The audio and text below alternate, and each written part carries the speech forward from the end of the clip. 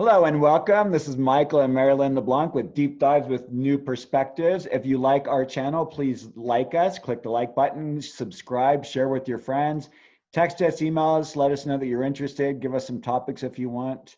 How you doing today, Merrylin? I'm doing very well. I had some acupuncture this morning, and so I'm all revitalized, Your juiced chi up. is your chi is flowing. My tea is really good. Nice. Well, I mean, that's really great to do. I mean, it's funny because, we've been dealing with this Mercury retrograde in Scorpio, which is, of course, now back into Libra, and Mars has been retrograde in Aries. And, what a great opportunity. I mean, if that isn't like using needles to get yourself healthy, I mean, what a great opportunity to go back and do that. And it's funny because, like, one of the things that's come up to me is like, we talked about it, I think, last time or the time before, because it's been, I've had to just redo everything. And my motto has recently been, whatever job is worth doing twice. Ah,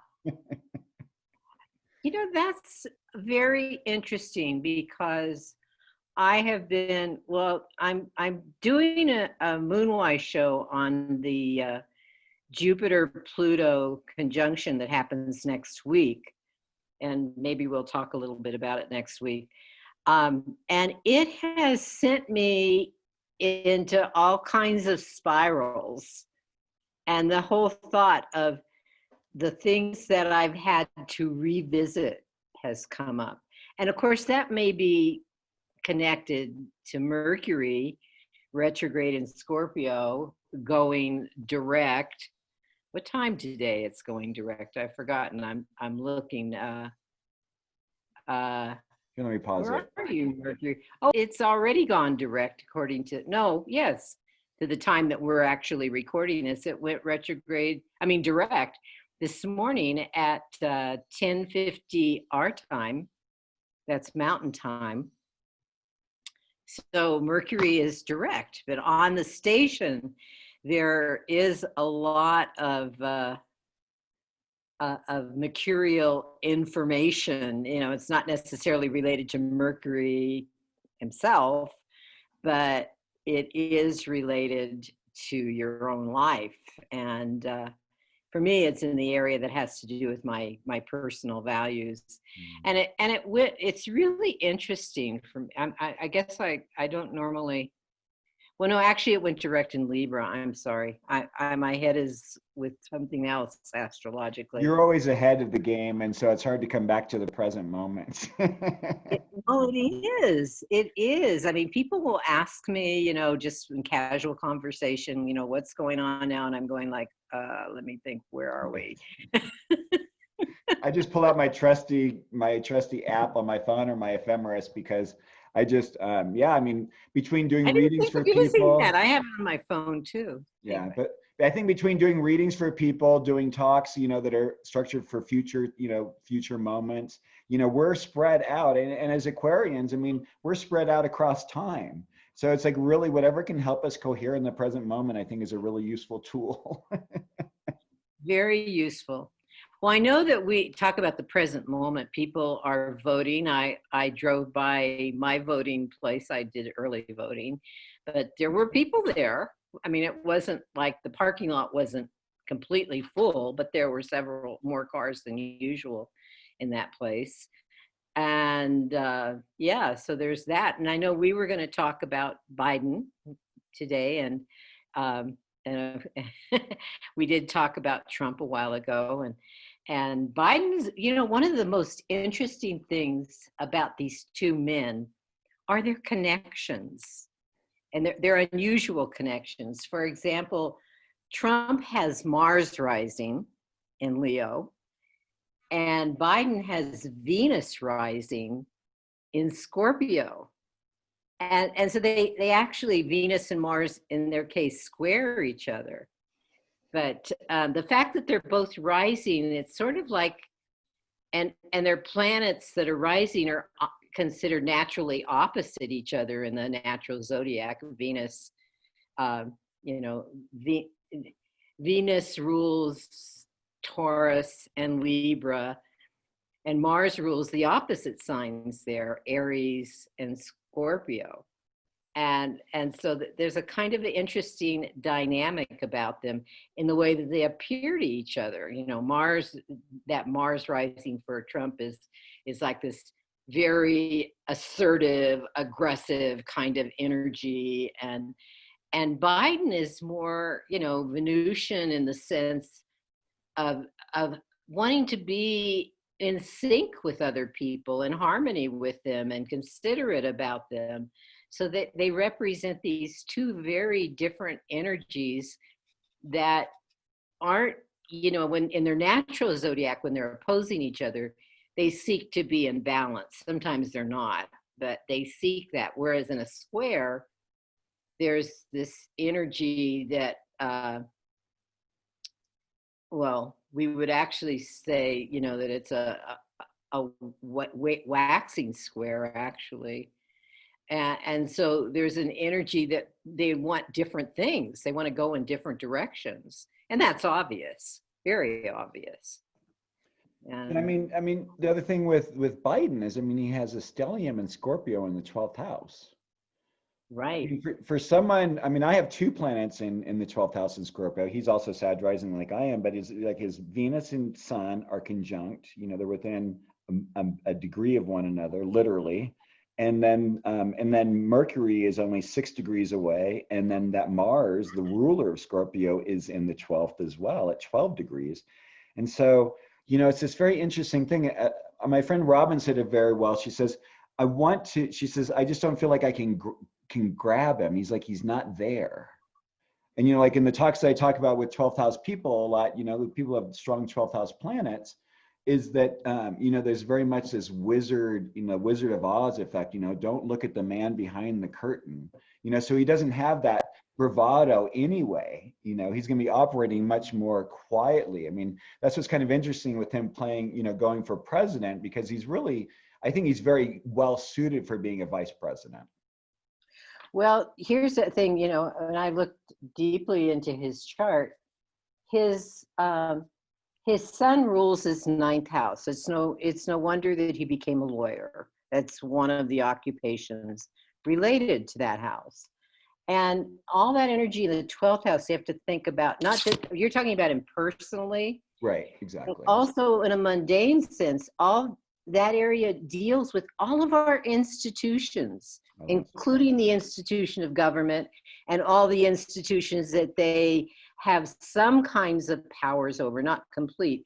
And those are like education, not that, you know, states have more regulations about education than the federal government does, but education, healthcare, you know, agriculture, the environment, all of those different departments, oil, yeah, all of those different departments that are cabinet positions that presidents create to help them do, you know, maintain the country and promote certain kinds of legislation or enact them, and put them into ruling. And so what that does is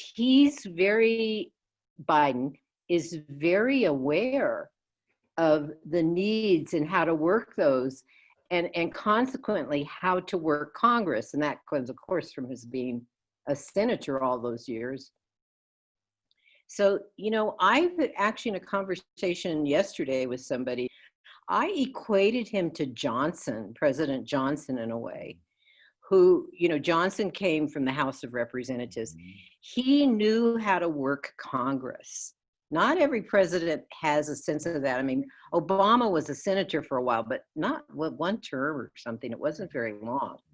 And that's really important in terms of a president getting his, you know, his, what do you call them, his pledges of this is what I'm going to do done. You know, if you can't manipulate, and manipulate might sound a little underhanded. No, but that's a perfect 12th house Scorpio statement. I mean, he's got the planets for understanding, catching this subtle, energetic, emotional nuances that not only are going on, I mean, with a group of people, right? 12th house has that amazing ability, and he's got He's got Mars, Mercury, Sun, and Venus. So he's got the most personal planets all in that place of All except connection the to moon. all that is, all except for the moon. And his moon's in that opposite position at 0 degrees of Taurus. I mean, so there's this real practical, hey, you know what, we got to get this done. We got to roll up our sleeves. And that's what I like with that Mars there in that Scorpio too, because it's not really afraid of work,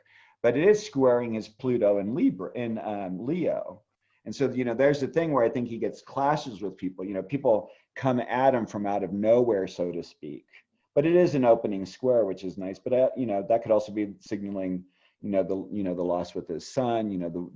Dealing with war. Because I'm sure, at heart, he understands the cost of war. When I look at his chart, I see someone who knows that war is not really the answer. Well, I actually see that as I forget what it's a last quarter. Well, Mars is ahead of his Pluto. We're looking at the. Oh, you're right. You're right. Yeah. I have been doing that lately. I've been making that kind of switch shift in terms of which way, which way do you go with this and which way do you go with that? Yeah, because transition means one thing, progressions it means another, and the regular chart it means a third thing. Right, so it's like right. Yeah, but still, the first quarter square does say, take this and do something differently with it. Right. And so when you think about Pluto as the plutocrats, and I have to say that over the years when I've been paying attention to Pluto, since Pluto was in Libra back in the 70s, and then into the Scorpio in the 80s, I remember how many astrologers were saying, oh, we're going to see transformation in terms of the Scorpio energies and stuff. But in terms of the collective at large, at least the American collective, what we saw was the actual growth, expansion, and development of the plutocrats. I'm talking about, those present day billionaires that we have. That was the kind of the beginnings with Reaganomics. In Reagan saying government is the problem, and they're being freed up and with some of the legislation, and Clinton actually helped that by getting rid of Glass-Steagall, to accumulate even more wealth. And so I think what we're facing and what Biden faces, what we're facing is, does Pluto get to have his way? Or does Jupiter, which is conjoining, it's kind of in a ending balsamic phase right now, kind of visualizing something different. Jupiter, they're in the mythology of Jupiter and Pluto together. You have that myth of Persephone, with Demeter, how Pluto absconded Persephone, took her to the underworld, and Jupiter said, well, okay, but you got to let her go, back to her mother for half of the year. I can't remember the name of the astrologer at this point. One astrologer saying, well, Pluto was a little bit afraid of his brother kind of upsetting the apple cart. And so he did this compromise thing. And Pluto doesn't usually compromise. Pardon me? Pluto doesn't usually compromise.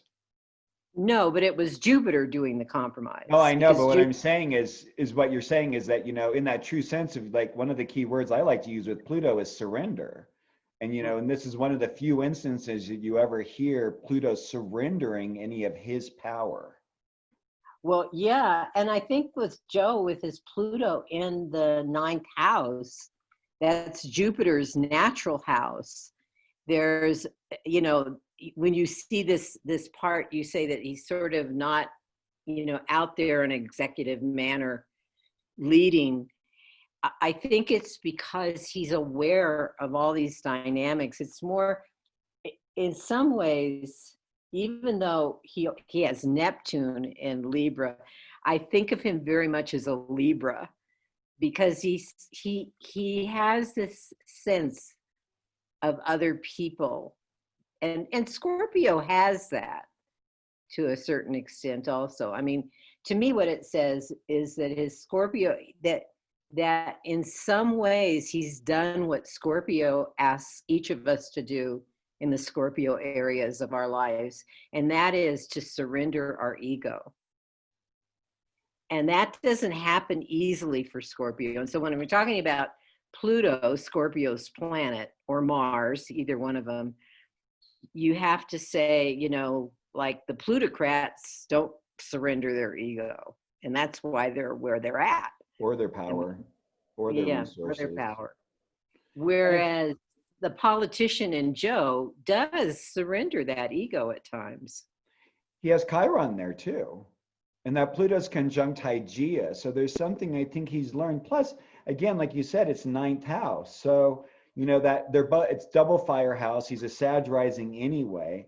So I think, you know, it brings him, Sagittarians, you know, Sagittarius rising gives him an optimism, but it also can bring in a humility.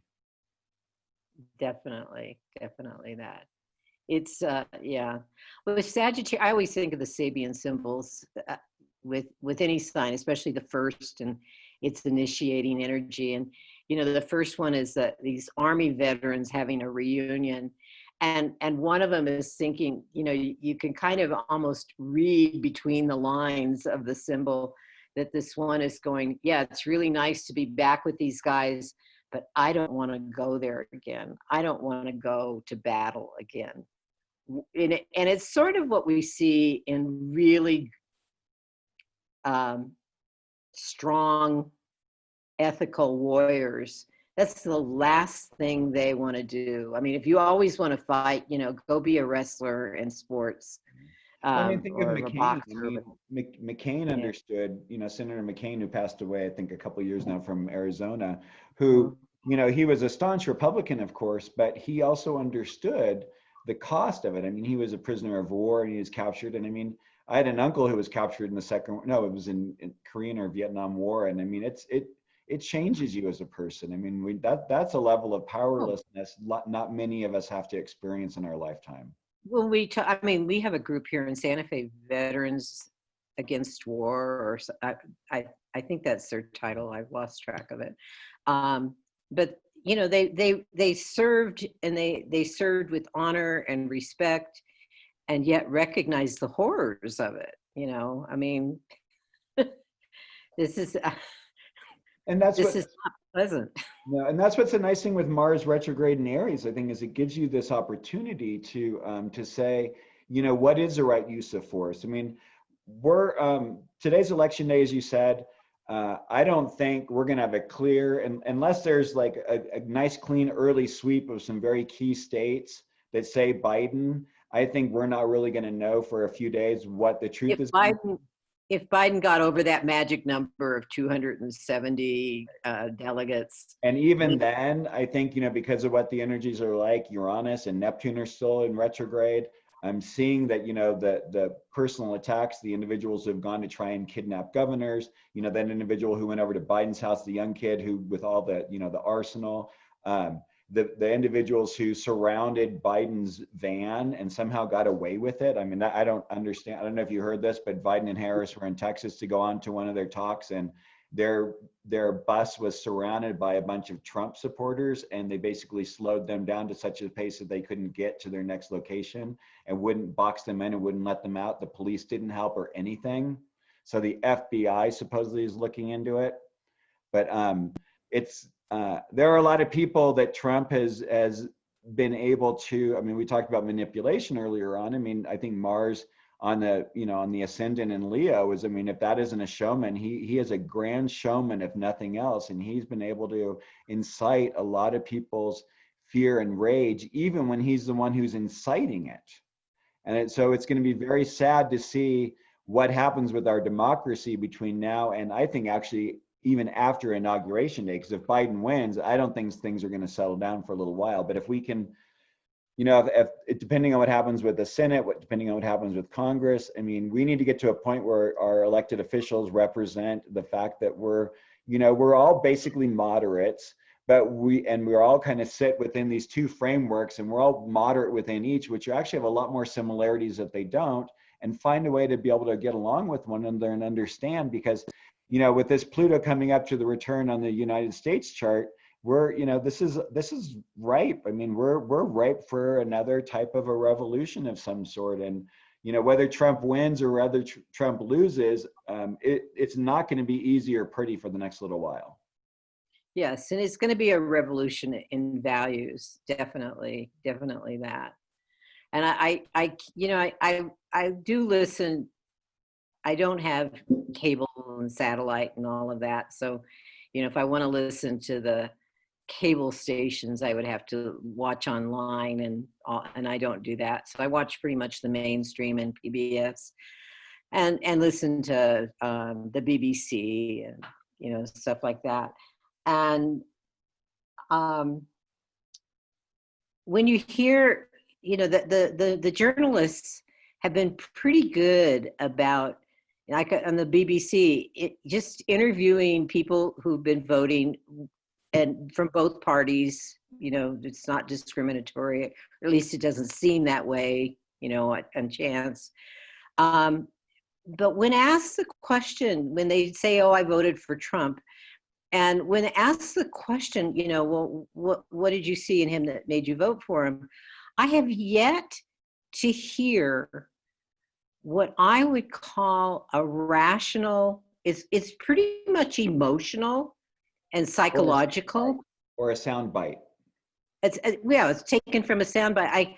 I think I've yet to hear any deep rational thinking behind it. Whereas I've heard interviews with some people who have been Republicans who voted for Biden, and when they say that, they're going, well, you know, his rhetoric, the negativity, his how he handled COVID. And of course, those have been sound bites from the other side as well.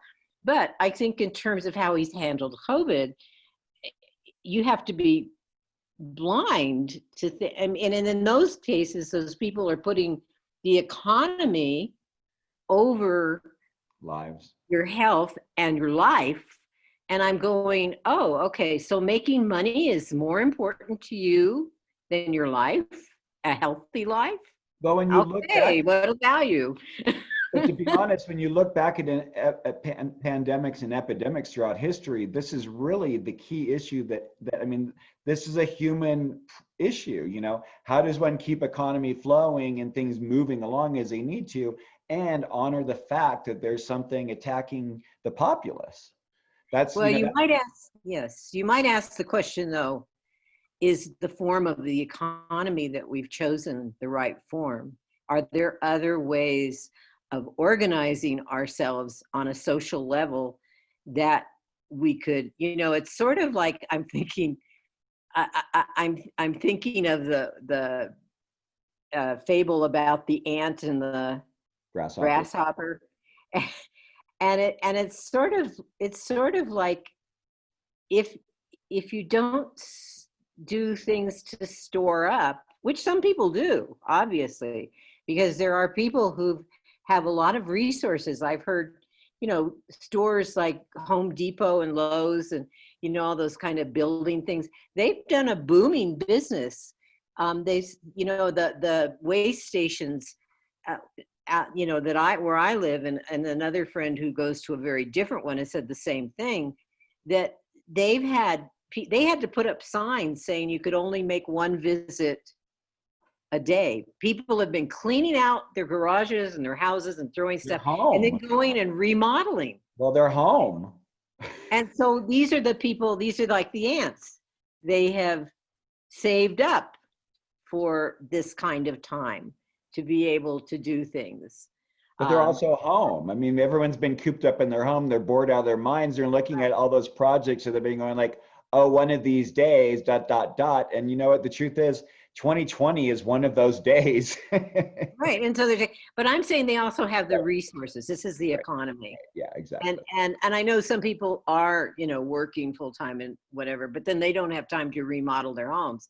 So I'm thinking it's the people who've had to stay home, who have that time, and yet they also have those resources. And this is what I'm saying about, you know, our economic system Right. needs some tweaking. Yeah.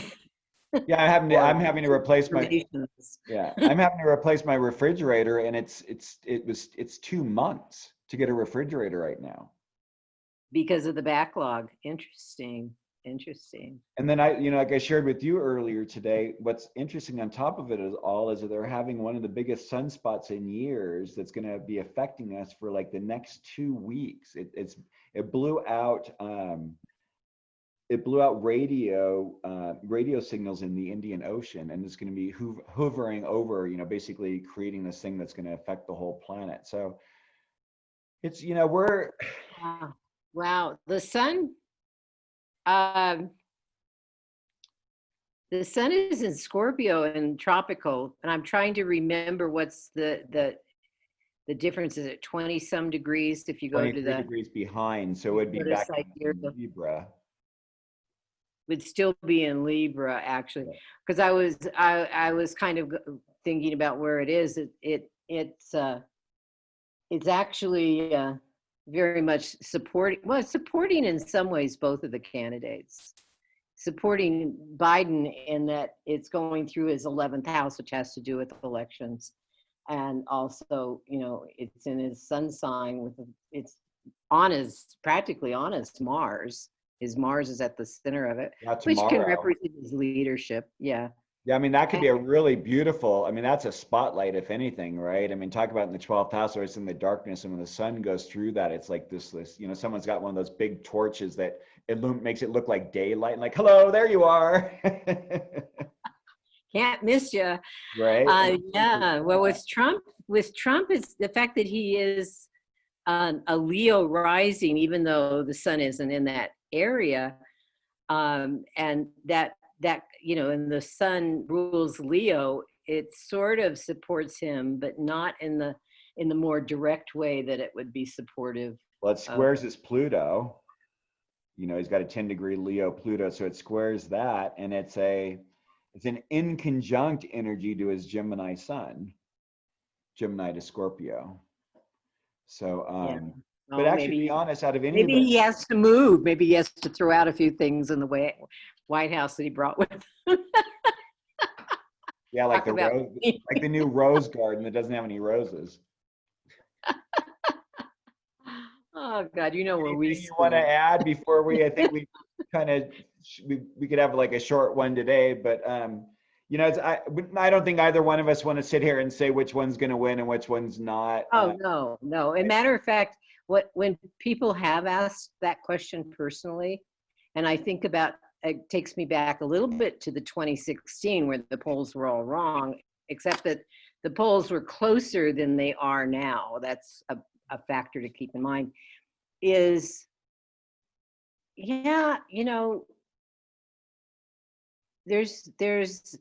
would probably need to study what that trickster is doing, Mercury. And Mercury's been retrograde. It's stationed.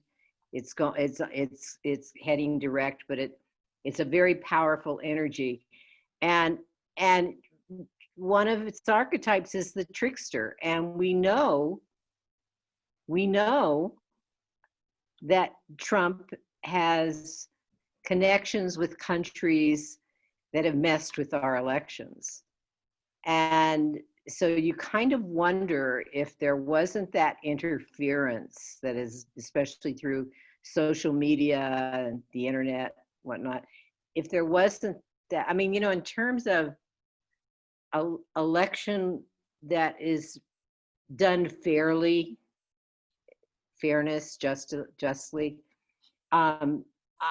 I suspect that it wasn't. And of course, we go back to even, elections. Well, Hillary, if we didn't have this crazy electoral system that we have, Hillary was the clear winner. Go back to 2020, and Al Gore was the clear winner, but he didn't contest it. Kind of talk about, okay, it's not worth upsetting the country over. Well, in a way, it might have been worth upsetting the country over. It's all pointing to the fact that we need some changes in our Constitution. They're overdue. Yeah, it's really it's interesting. My partner and I were talking about with some friends over the weekend, and my partner's a millennial, and he says, you know, what's the point of using this outdated mode of law and structure? You know, because the truth is, a lot of the, you know, the newer generations, they don't really, the educations they're receiving don't teach them the civic understanding of what our country is based upon. And the truth is, when our country was formed, you know, over 200 years ago, it was a very different way of life. You know, it might was be formed nice. by plutocrats. Yeah, and here we are again. And here we are, to be honest. I mean, the thing is that, you know, we left England because, you know, what people don't understand is the triangle, you know, the perpetrator, rescuer, and victim that occurs. And, you know, it's also done in the culture. And so we left England because we were, quote, victims, you know, those of us who left to come over here from whatever country we came from. But it basically to form a country away from good old King George and him wanting to take everything away. And so now here it is 200 years later, and now we're being the perpetrators. We're being the ones that are victimizing the rest of the world. And, you know, that needs, and we're victimizing our own people. Well, you're reminding me of this South American, I want to say Pablo, and my last name isn't coming right at the moment, but he wrote a book called The Pedagogy of the Oppressed. And in it, you basically get the message that unless you educate people and draw them to a higher perspective of how to get out of that cycle, people that are oppressed, when put into power, turn around and do the same thing to people they're over. And you see that in child abuse cases in families. Children who are abused, children who are abused by their parents or parent end up to be abusers themselves. There's a whole educational, and I mean education in the deeper sense of having somebody come to a true understanding of certain behaviors and in order to make those shifts and changes. It's partly, you know, we in this country do not give psychology its rightful place in the educational process. But that's, yeah. So, you know, our country is a good example of the oppressed turning out to be oppressors. Right. And that's, you know, hopefully, you know, in the future, you know, depending on what goes on with who we elect, you know, we can get some choices and we can start bringing the importance back of educating our people and getting them to understand, because I think 100% of the problems we're dealing with right now comes from the lack of education, comes from the lack of understanding, the inability to hold, you know, cognitive dissonance and understand why it is that way and what the complexity is and where it comes from and why, and be able to use analytical thinking and how to break down processes of making things happen, as opposed to just taking a pill or pressing a button or ignoring it and just saying it's not there. Well, and this is a huge part of the Jupiter Pluto cycle that's roughly 12 to 13 years. And when you think about elementary and secondary education, that's roughly 12 or 13 years if you include kindergarten. But it's, you know, it's one of those processes that really, especially in this day and age, in this technological day and age, that plays a huge role in how the country conducts itself, talking about ethics and learning and understanding things deeply in a rational sort of way, and in a way that supports the betterment of everyone and not just a few. Right. And it's going to be interesting, you know, as these outer planets move from, you know, Saturn ruled Capricorn into Saturn and Uranus ruled Aquarius, how much of it really will get loosened up and how much of it will be further tightened and consolidated. Because, you know, I always see Jupiter and Pluto combinations as a massing of power. It's, you know, when we look over the past, there were some of the largest. It's interesting. I haven't seen anything lately, but in the past, when these two have come together, there have been major corporate mergers, you know, like the Time Warner merger and the, you know, like these large. back in the day, you know, the monopoly, the anti-monopoly rules started slowly being dissipated, and then we started having all these large mergers, and now we have these, you know, super mega, I don't even know what you call these things, like Yeah, Google but and Facebook. some people in Congress are doing that. You know, like look at where Google is right now. Where all of them are, there's a question. And so that's, you know, that's this, you know, the Saturn element and the Pluto is like, okay, well, is this corporation really do it? And it'd be nice to see if, you know, Citizens United could really be revisited and seen that, you know, I'm sorry, a corporation is not an individual. It should never be considered an individual, period. Right, right, right. Well, Michael, thank you for this. Always a treat. So, yes. So if people want to get in touch with us, I'm Merrylin LeBlanc, and you can listen to my Moonwise show on KSFR. It's on Saturdays at 11:30 a.m. Mountain Time, 11:30, no, 10:30. Boy, where are we? Daylight? The daylight savings time. Yeah, I put the clocks back, but you wouldn't know it. I'm still doing that transition thing. Yeah, 10:30 a.m. Mountain Time. And also there are podcasts at ksfr.org. It streams live, but there's also under the program tab on the homepage, you'll find podcasts, and it's listed alphabetically there. And if you want to talk with me personally, you can call me at 505-690-1878. Perfect. If people, I'm available for doing readings, giving talks. I'm doing some classes for Kepler right now in esoteric astrology, but please contact me. My email address, michael@coremichael.com. My website is coremichael.com, and my phone is 505-690-3860. Thanks, Merrylin. Always a wonderful opportunity talking with you. Blessings to this country, blessings to everyone out there as we go through these times. Try and be as positive as you can, and just, you know, hold what the truth is, and be good to one another. That's what we need to do. Bye.